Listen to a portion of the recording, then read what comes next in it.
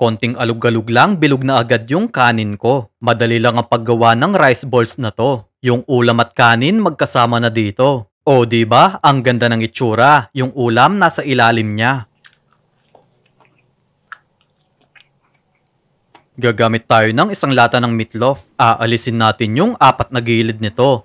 Pero itabi nyo dahil gagamitin pa natin pang sahog ito. Dahan-dahan lang sa paghiwa para hindi masira yung meatloaf nyo. Any brand naman pwede nyong gamitin dito. Tapos yung mga gilid ng meatloaf hiwain natin into small cubes. Shoutout nga po pala kay Ma'am Jocelyn Garcia. Maraming salamat po sa panonood. Subukan niya rin po ini.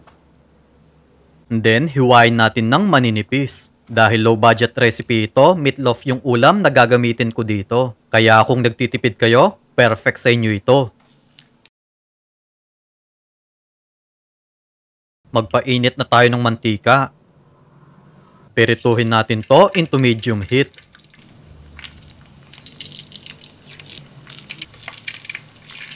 Baliktarin natin para yung kabilang side maluto din.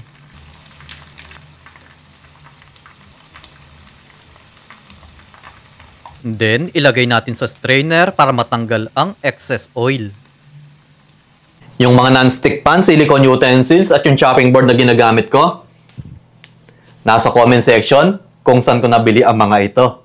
Ituloy lang natin yung pagpipirito dahil medyo palulutungin natin to.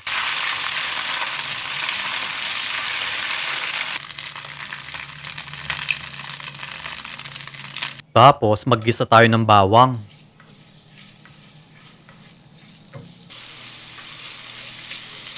Ilagay na din natin yung kalahating pirasong karot. Kailangan maliliit lang ang pagkakahiwa dito para maganda yung lapat sa rice balls nyo. Isa't kalahating tasang kanin, meatloaf, bawang at karot, pipino, isang kutsarang sesame seeds, at isang kutsarang sesame oil.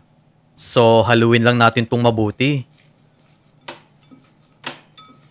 Gagamit ako ng rice ball molder dito. Ilalagay ko na lang siguro sa comment section kung saan ko nabili ito. Tapos, ilagay na natin yung kanin. Sa may kulay blue talaga nilalagay ang kanin dito. Kaso, gusto ko surprise. Kaya sa transparent ko nilagay ito. Then, takpan natin ng mabuti.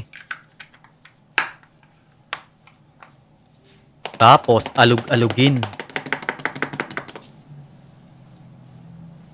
O, diba? Buo ng rice balls ko.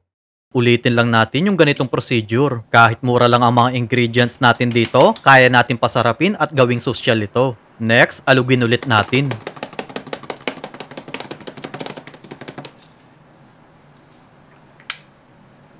O, diba? Ang ganda ng itsura.